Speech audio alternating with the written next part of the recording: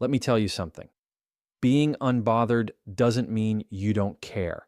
It means you care differently. It means you value your peace enough not to hand it over to every little moment that doesn't deserve it. You don't need to clap back. You don't need to prove your point. You need to pause. That pause, that's power. That's training. When someone throws you shade, don't plant it, don't water it, don't grow it, walk past it. You've got better things to do, and I get it. We've all got triggers, but here's the truth. Your triggers are your responsibility. They're your emotional gym. So hit those reps, strengthen that muscle, because when you get stronger, you stop reacting and you start responding. Stop letting every text, every look, every opinion become a fire alarm in your head. Not everything is urgent. Not everything deserves a seat in your peace. When you walk into a room, don't ask, do they like me? Ask, do I like my energy right now? That shift, that's when you know you're training. You can scroll without comparing. You can disagree without arguing. You can hear criticism without crumbling. That's the work. That's the skill. Being unbothered is not about pretending. It's about preparing. So show up calm, not because life is easy, but because you've practiced peace like it's your job. Train for it daily. That's how you win. Emotional discipline is louder than emotional reaction. We live in a world that rewards the loudest voice in the room, the quickest clapback, the sharpest response, but that noise fades. What doesn't fade is the person who stayed composed when chaos walked in. Emotional discipline is about knowing what to feel and when to show it. It's not denial, it's control. When you walk into a situation that's messy, charged, and heavy, the person who keeps their cool isn't weak. They're practiced. They've trained themselves to feel deeply without bleeding on everyone around them. That's power. That's a voice that doesn't need to shout to be heard. When you react, you give the other person the remote control to your emotions. They push a button and you jump. That's not strength, that's programming. Emotional discipline is learning how to hold the remote yourself. You still feel the emotion, anger, sadness, frustration, but you pause before you move. You pause before you speak.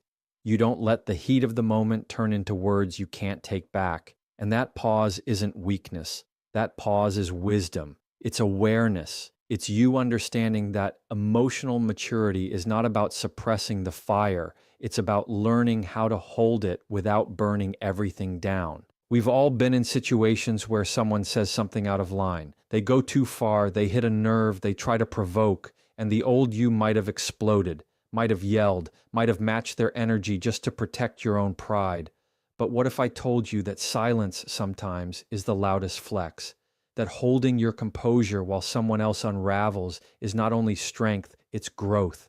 That's emotional discipline. You see it, you feel it, but you choose to respond with thought, not impulse. And when you do that, you become unshakable in rooms that used to rattle you. There's a difference between reacting and responding. Reacting is instant, it's triggered, it's raw. Responding takes breath, it takes pause, it takes restraint.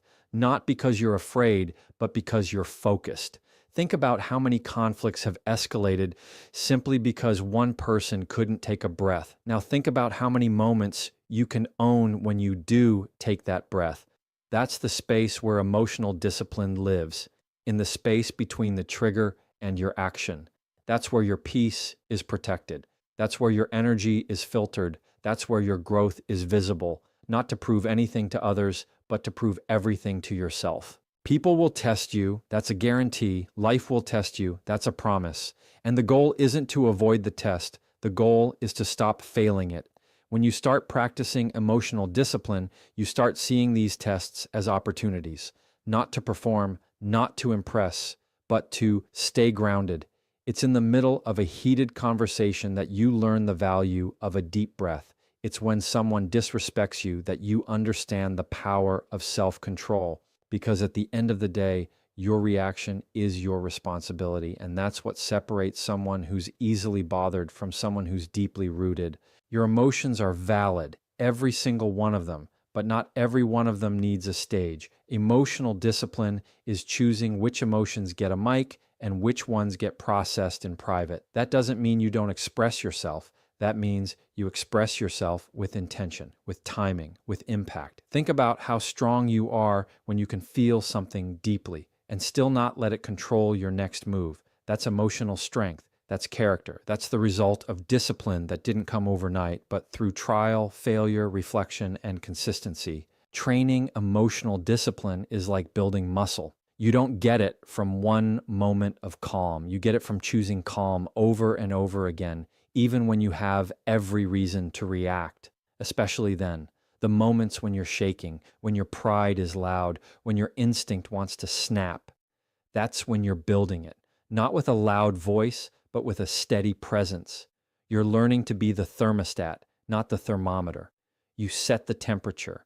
You hold it, even when everything around you wants to spike. That's how you become emotionally disciplined, and that's how you stay unbothered. Boundaries are not walls. They are doors with locks. The difference matters more than people realize. A wall shuts everything out, even the good. A locked door lets in what aligns and keeps out what doesn't. It's intentional. It's controlled. Boundaries are not about being mean, cold, or distant. They are about being clear. They're about saying, this is how I want to be treated, and meaning it with your actions, not just your words. You can love people deeply and still say, this is not okay with me. That's not harsh. That's healthy. Too often, we wait for people to cross a line before we admit the line even exists. And by the time they've crossed it, resentment's already built. Boundaries don't need to be built out of anger. They should be built from awareness. Knowing what drains you, what confuses you, what triggers you, and having the courage to design your life around protection instead of apology. A boundary is not a punishment to others. It's a form of self-respect.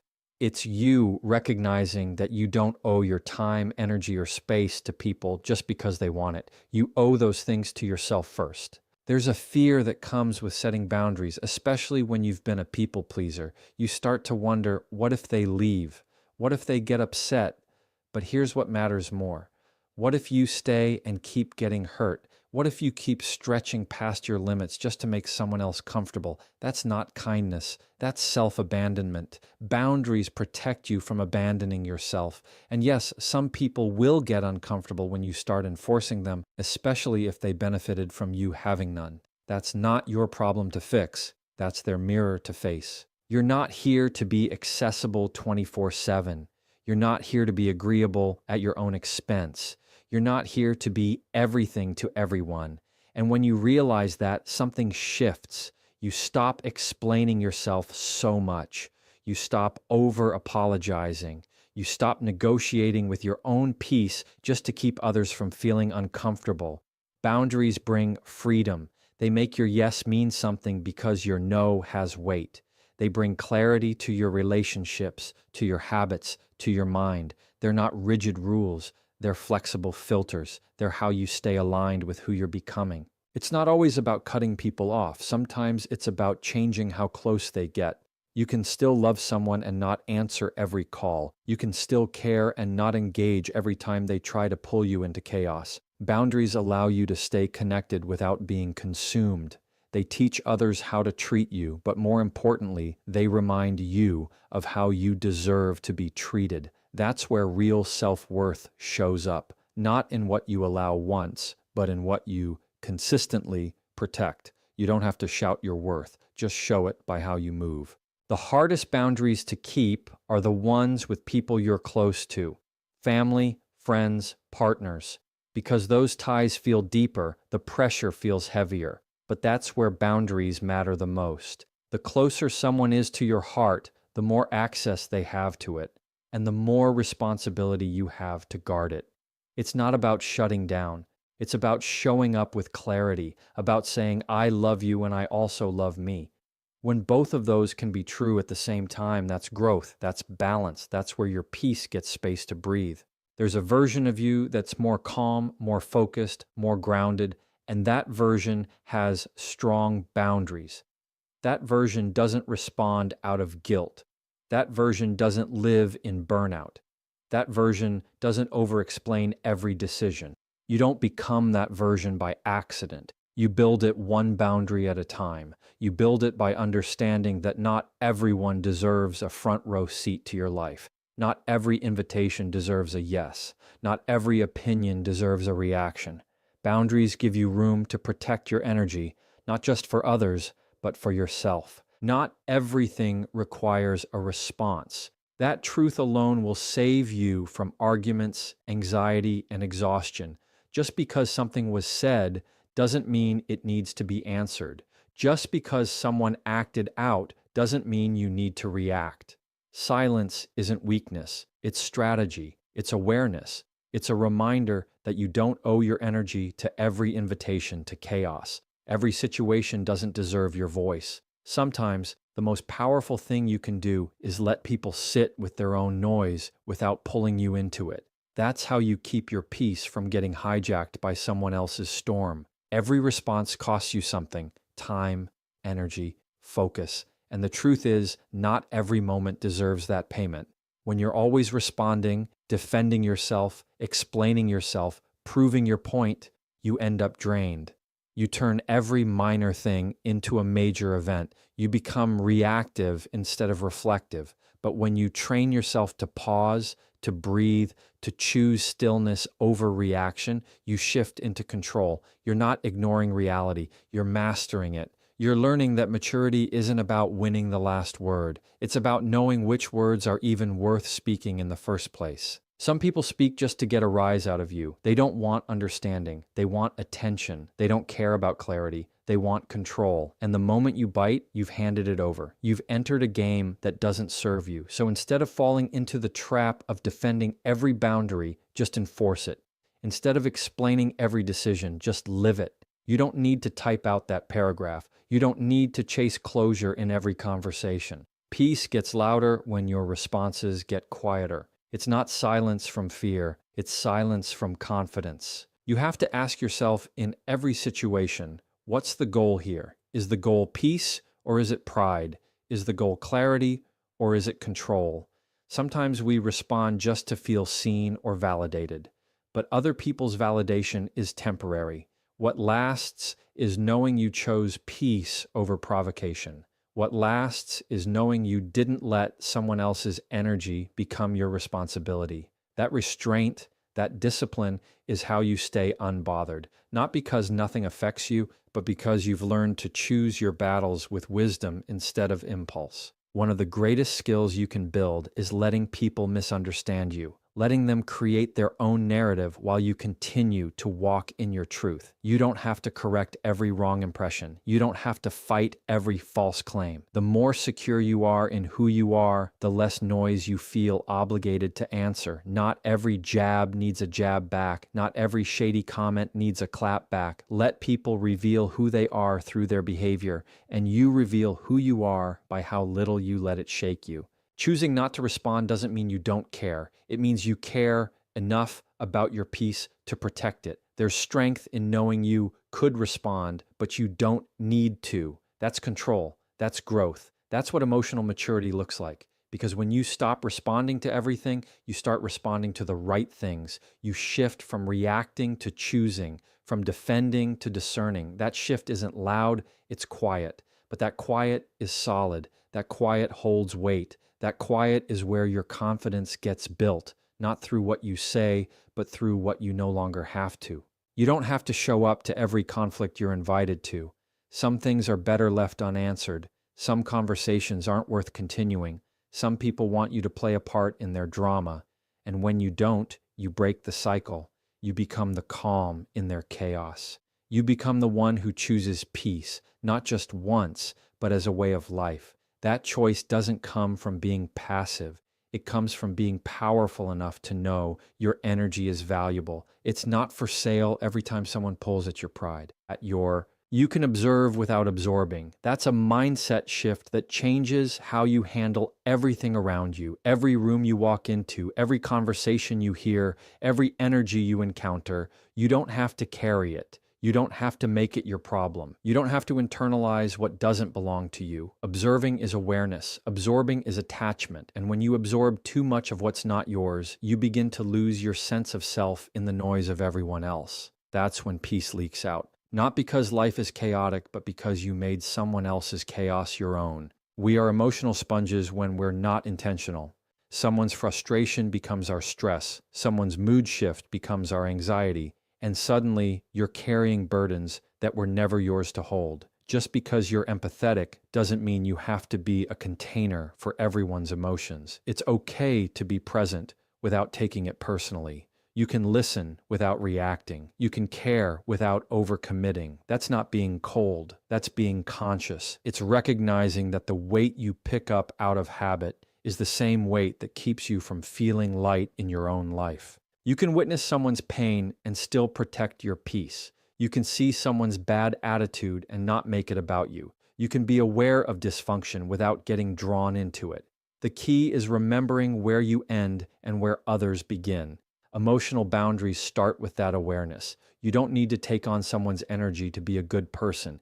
You don't have to rescue every struggling soul to prove you care. Sometimes the most loving thing you can do is stand firm in your calm and not mirror their storm. There's a calm confidence that comes with not absorbing everything. When someone tries to project anger onto you, you can recognize it and let it pass. When someone tries to guilt you into something, you can see it for what it is and walk away. This isn't about being numb. It's about being rooted in who you are, rooted in what you value, rooted in knowing what's yours to carry and what needs to be left where it is.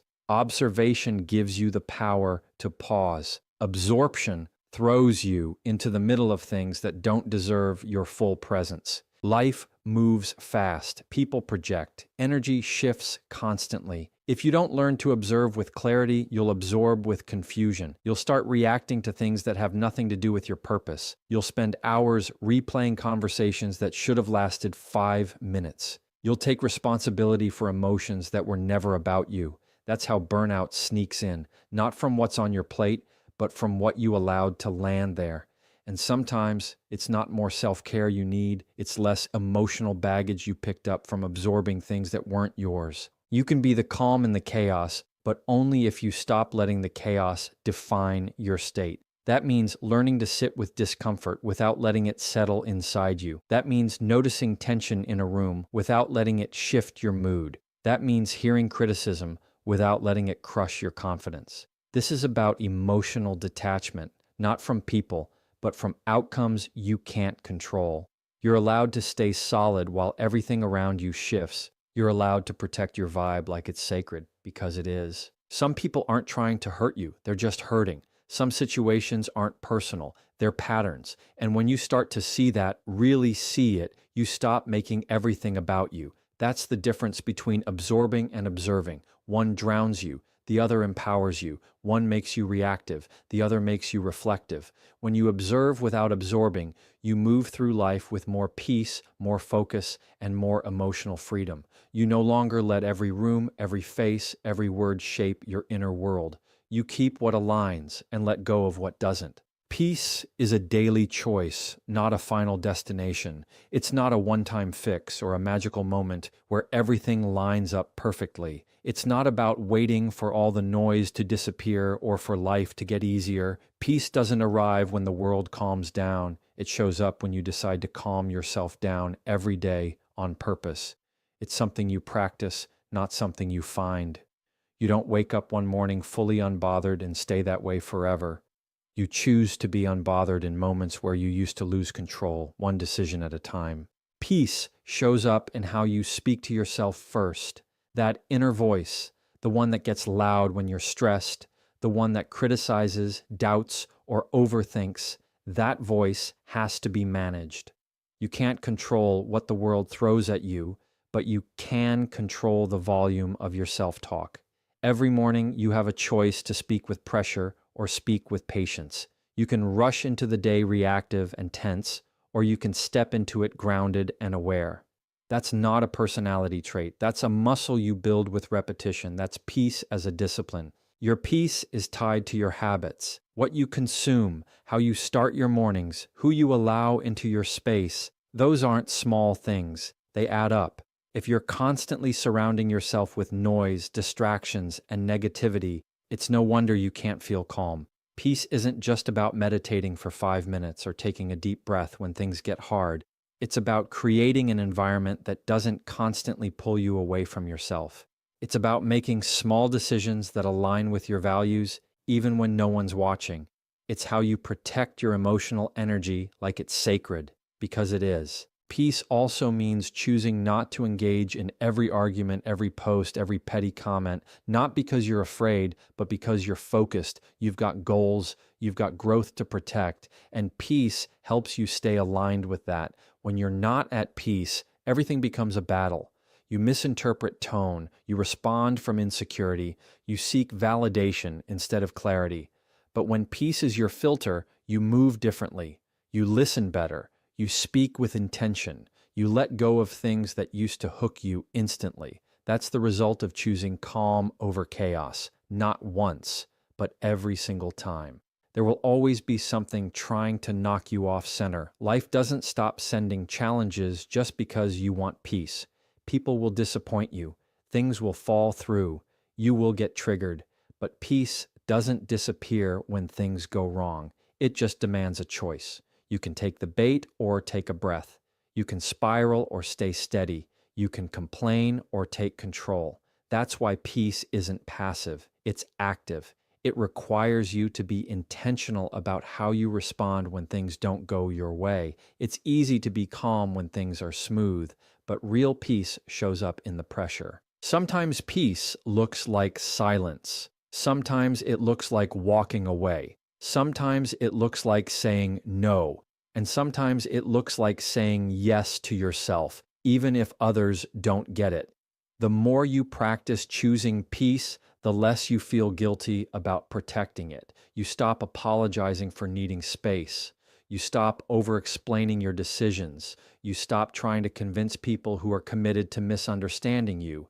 Peace frees you from that cycle. It brings you back to yourself every time the world tries to pull you out of alignment.